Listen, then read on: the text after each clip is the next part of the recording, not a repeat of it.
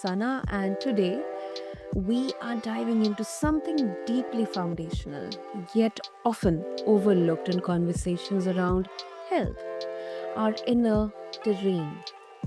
Now, right now, we are living in a world which is obsessed with the quick fixes, cutting carbs, adding supplements, chasing the next superfood trend, or any diet. But what if, just imagine, listeners, what if the key to true lasting health isn't about fighting symptoms, but it's about rebalancing the terrain in which they take root? That's quite an interesting question, right? Now, joining me is someone who has made it his life's mission to empower others with this understanding. Listeners, meet Rick Wagner, known widely as the Mineral Man. Now, Rick is the founder and CEO of Eidon Liquid Ionic Minerals, a certified nutritionist and a passionate educator. And he's also the voice behind radio shows like Staying Alive and Forever Young. Now, his approach, listeners, is simple yet revolutionary. Don't treat the disease, nourish the system. And today we explore how mineral deficiencies, imbalanced internal terrain, and modern diets they might be quietly compromising your well-being. So if you have ever felt like you're doing all the right things, ticking all the check boxes, but you're still not feeling the best, this conversation is for you. So, Rick, welcome to the show, and I'm really excited to have you here with us. Thank you, Sana. Appreciate it. Yes, it's been a real journey for me. Absolutely, Rick, the mineral man. So let's first try to understand what exactly balancing your terrain means. So um, if you can explain that, and also why is this terrain such a crucial yet under discussed aspect of health? Say that one more time. Why is what? Yeah, why is terrain such Oh, crucial yet under discussed or ignored aspect of health? okay. Well, actually, it's something that we never ever really think about much. But the the issue is, we're an agglomeration or an assembly of cells, and the cell do different things, and they are assembled into different organs. Um, what Western medicine is looking at is only they're based on the germ theory of disease, and they're only looking for germs. They're not looking for the how the system is working and how the cells are working. Because if your cells aren't working, your organs aren't working. Um, and so, what we need to be really focusing on is okay, how do the cells work, Mhm. and what is missing in them? And think of this. What do you think you are made of and everything else around you is made up of? There's only one thing. That's the planet. We are living planet Earth. There's nothing else. There's water and minerals. Mm. So what do the minerals do? Well, they are actually the assembly components of everything in the body, but they do other things. And this is what people are really missing, and that is um, they are what we call the catalysts to the cells. So Okay. each of your cells has DNA in it and RNA. The RNA is the instruction that the cells have to make enzymes so that they can function. And the Mhm. enzymes are made up of proteins. So the what happens is the nucleus of the cell sends out a message via the RNA, and then the cell assembles it in a system called a endoplasmic reticulum. But Mhm. what happens then is all these minerals, or not the minerals, but all of the enzymes and proteins are pulled together into this particular enzyme. It cannot work without the right mineral. And it's so funny, everybody's all focused on vitamins, but vitamins truly, if you look at the word, it's made up of 2 words, vita and mineral, but Mm. it's what it really is a coenzyme. So if you can imagine this enzyme being a ball, well, Mm. and let's talk about, let's say, the heart muscle, and so potassium goes in and is put into an enzyme that makes the heart contract, and Mm. then magnesium is there to stimulate the other enzyme, which makes the heart relax.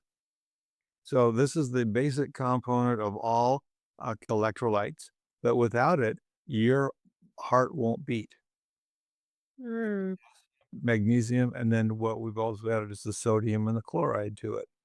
But all of these elements are, just so important for, maintaining then the cellular balance so that the cell can work. And then so that, if you have a heart fibrillation or something else, you go to the doctor, they say, "Oh, you've got to stop this and do this," and they're not blaming it on, let's say, the electrolytes and your status of your potassium and magnesium, and what depletes that basically is stress. Um, but they're looking at, you're looking at the whole heart. You got to get down right to the cells, and that is what I call terrain. Um, but even you, well, I'll go into that in a minute. But why don't we have it? Why isn't it in? Um, that Why are we just getting it every day? Uh, and there's Mm. a real good reason for that. And that is today, modern farming pretty much basically does not care about the health and the mineral content of the soil. In fact, if you can look at, I mean, I'm a little older than most people, I guess, but I remember when they Okay. the uh, stores came out with all these, genetically modified foods and, sprayed and all with all this. Well, they looked really good. They looked, green or red or Mm. yellow, whatever. But if you tasted them, they had no taste or very little taste. Taste is you get the taste from your foods, from your minerals. But what's happened now is we Mhm. have grown the same foods on the same soils year after year after year. And then removed those minerals from the soil and distributed them in the foods. But after about 7 years, those plants can't survive.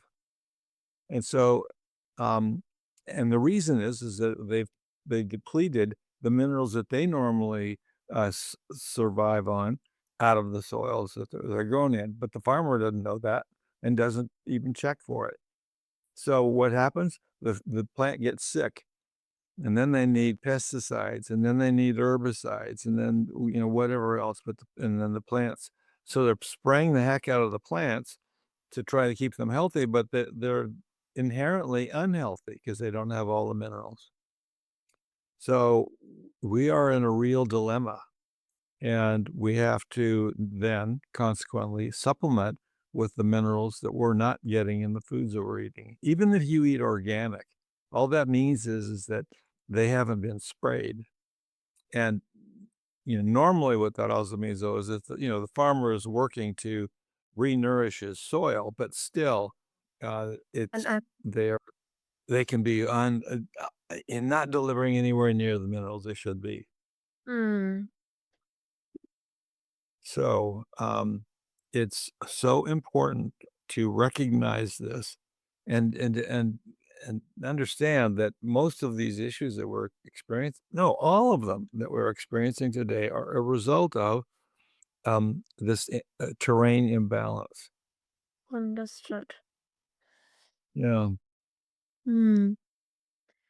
That's I mean that's how, and this is how, this metaphor really resonates. It's like tending to the soil, not just the weeds. But now since we have Right. understood. Mhm. Yeah. understood, about terrain, how do we begin recognizing when our terrain is actually out of balance? It's the way that you will recognize is that you will have things that don't make you feel, um, at ease, i.e., the word dis-ease. You not feel things aren't functioning correctly. Now, so here's how I got really involved was I ha l I was in I had another kind of a company before this, and it was, we did financing and mortgage loans and all of that, and one of my employees, um, told me about a product that helped to grow hair, and I had lost all my hair, and that was due to alopecia, which actually is, from my perspective, the result of the toxic effects of mercury. Oh, okay. I had lots of silver fillings in my mouth. Every silver filling is half mercury. And then I had them all removed incorrectly. But going back a little bit before that, I had been suffering from arthritis in my neck for maybe, oh, I don't know, 5 to 10 years. And it had really gotten bad just before I started with this product for the hair. I went to my health care provider, um, uh, and I had them do X-rays of the neck and all that, and they came back and they said, "Yes, you have, you have arthritis. You can't really see it on the X-ray, but it's there." And so I said to the doctor, I said, "Well, what do you do about it?" This was in about 1995, and the doctor said, "Well, there's nothing you can do about it." So this is Western medicine, modern medicine today. There's nothing you can do about arthritis. You can take aspirin or they said, if it really gets bad, we can go in with a scalpel and scrape it off of your vertebrae. Well, you know what your vertebrae in cases is your spinal cord. So that wasn't anything I was ever gonna do. So the uh, bottom line is, so I was at that point, I had just basically given up. I because there was nothing theoretically that I could do. Well, so I started taking this product, and it was the product, it's called silica. Okay. Well, it turns out silica is the second most prevalent element on the Earth's crust. Mm, mm. It's huge, but you can't necessarily get it very easily in foods. But I started taking this silica, and, um, I had taken it for about 6 weeks, and I had to then go back east, and it on the bottle, it said, "Refrigerate after opening." This product was made in Germany, by the way, and it was a gel, so I didn't take it with me, and after my 10-day trip, all of this pain that had been going away in my neck, and I didn't even realize it because I was just looking to see if hair was growing, um, came back. And I thought, "Wow, this is the only thing I had taken." I didn't do supplements. I, came back, I got right on it, and then 2 days later, the pain curve that had gone back up came back down to where it was before I left on my trip. Long story short, 9 months later, I did not have arthritis. It had Oh. gone away, and I have not had a speck of pain in my neck since. So it's 30 years. And, that just woke me up. I said, No one knows about silica." And what the fascinating thing is I can't go and say this, and on my from my company, uh, because then I'd be in violation of FDA rules. So, I'm hopeful Robert F. Kennedy Jr. can do something about that. But anyway, bottom line is I started researching silica Mhm. and saw all of the other benefits that it had. Basically, this element, is what the body uses to make collagen, and the collagen is this kind of a sticky, gooey stuff in in our system that holds all of our cells together, and so, it's absolutely essential. And where did we used to get it? We used to get it in grains. But when we used to eat grains, you would go out, the farmer would go out with a scythe. He would Mhm. cut the top of the wheat off, and then he'd bring it all back, and then they would thresh it and and then grind it up in a stone grinder. Well, today, when you harvest grain, all grain that I know of right now, all commercial grain anyway, is harvested with combines, and the combine actually will remove the outside husk automatically of the grain. Well, it turns out that the outside husk is where all the silica is. So they're trying to make this grain softer and easier on people for some reason, and yet it's, they're removing the, the the element that makes all our collagen. So then you have a situation, let's say, asking about, um, osteoporosis and calcium. Well, calcium is very important in the body, but it should not be derived, and the rest of the planet does not all the animals on the planet do not drink a milk they're weaned.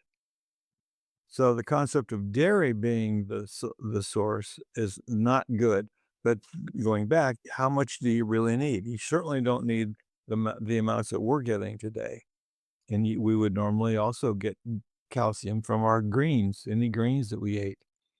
Um, so and what turns out, this is fascinating, in average bone, Mhm. average bone should be, 20 to 40% calcium.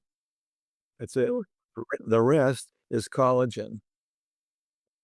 wow. A and so osteoporosis is not the lack of calcium, it's the lack of silica. I discovered that in all this research as well. So the, we're what I'm trying to kinda project here is so much of what we're experiencing, in fact, it all is. It's just way too much refinement of food, Yeah. no near the number of mineral elements that we need, and, and then so many of these foods filled up with poisons, trying to Mhm. keep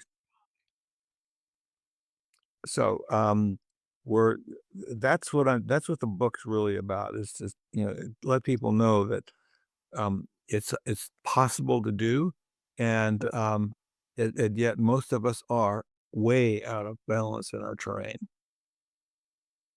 Well, that is to me it's shocking, Rick, and the story behind you researching into this, kind of that love and obsession with minerals. That is really really exciting. But some would say, Rick, that with access to so much food and information and supplements, nutrient deficiency shouldn't even be an issue today. Wow, what do you think is really going wrong with our modern nutrition and absorption? Mm, yeah, well, okay, say that one more time. I wanna make sure I really understood you. Yeah, absolutely. So, I'm asking that, some would say that with access to so much food and supplements, deficiency shouldn't even be an issue today. So, what's really going wrong with our modern nutrition and absorption? That's a well, what's going wrong with modern nutrition today is they still aren't looking deep enough. They're looking for magic pills, magic compounds that are gonna do this or do that, and Mhm. there's not one thing. And it's sort of like, the doctors saying, "Oh, take this, COVID vaccine and you'll be fine forever." Well, that's not the way it works, and I think a lot of supplements today are designed well, quite frankly, I'm not sure what they're designed for. They somehow somebody's figured out that something is missing in a cell, and so let's give it to the cell. Um, but the body doesn't work that way. The body builds its own uh, builds itself, and it only can do that with water and minerals. Um, to think that they're gonna figure out that yeah, going back to it, if the very fact that the cell is not making this enzyme or whatever it is based on the fact that they're not getting the right minerals that they need because the cell can't make it. So let's just give it to them. And I do not believe in that at all. The other fascinating thing is with minerals, planet Earth is basically with the amount of water we have on the planet, the water liquefies the minerals. It rains, and then the rain washes down, and it starts dissolving the soil into individual atoms. Then where does it end? It ends up in the ocean. And so, to think that, just talking about minerals and the concept of mineral powders or mineral chelates, with the powders, we don't I mean, you have to break them down into individual atoms before you, um, can even absorb them in your stomach. Mm, And so many people have they're cutting back on sodium chloride, which is good because it should be sea salt, but the without the chloride, you can't make your hydrochloric acid in your stomach. You won't digest anything.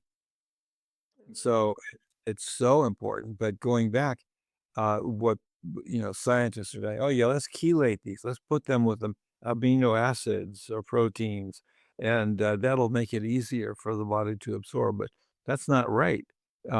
The easiest way to absorb minerals is by liquids. Keep getting them in their ionic form and having them liquid.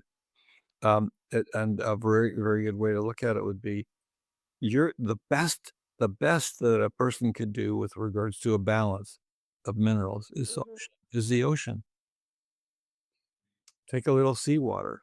I mean, maybe 5 drops. You don't need a lot, but you need it. And what we're doing is we're we are, literally removing all of the minerals out out of the water.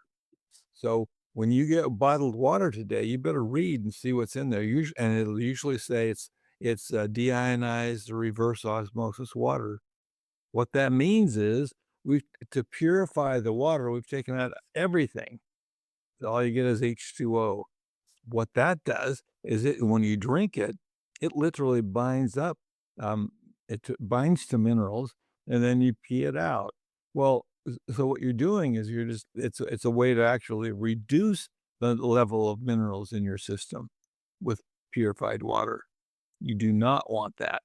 So, if, the best thing for you to do would be just to take some salt water, put it in a little dropper bottle, and put some in your water when you drink it, just so you know you're getting all the minerals. But, yeah. So, so where these people are coming up with the fact that, "Oh, yeah, we've gotta have these complex things here or that," um, I don't know. I really don't. But, it doesn't make sense. You know what it's really focused around, though? It's what Western medicine does. And they say, "Oh, we gotta have this drug or that drug," or they "This is gonna help you."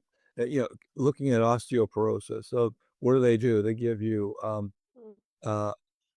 calcium, number 1, which is wrong, but then they want to, all of the other things that they're doing are not helping at all. And, in fact, for the most part, the drugs are just blocking the bone's ability to absorb minerals. And so your bones are a real storehouse for minerals as well. So you definitely want to keep them healthy. But to answer your real question, I don't have a clue wonderful. where we're going from. But I in the book that I wrote, focusing on let's get science to look more at this and let's start really learning what it is that will make us function optimally. and we have to do that.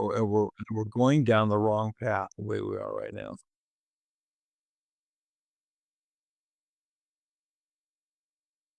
So, yeah. Anyway, what Yeah, I agree. I agree. Before we wrap up this discussion, if our listeners they would like to connect with you and get a hold of your book, what would be the best way? the best way is on Amazon. Um, even though I don't like Amazon very much, because they do actually Amazon or Barnes and Noble. And you can just tell them, look it up and you can order the book right online and they'll print it up for you. Great.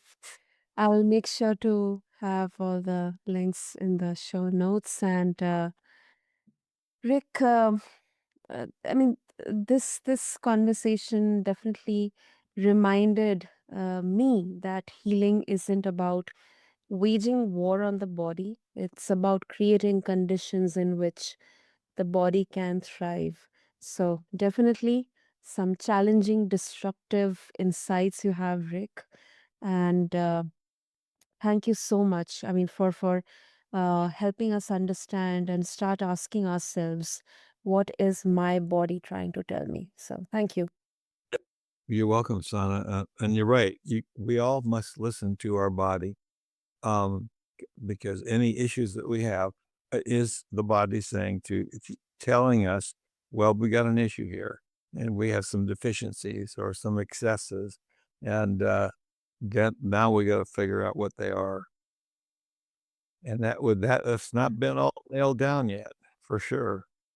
There's still a lot we don't know. Oh, absolutely, Rick. So to all the listeners, if you loved this episode, make sure to follow Rick Wagner and explore his work at Eidon Liquid Ionic Minerals and also his book. I'll have all the links in the show notes. And also, don't forget to subscribe to The Mindful Living for more grounded, conscious conversations that help you live in tune with your body. Until next time, stay curious, stay kind, and keep living mindfully. Thank you, Sana.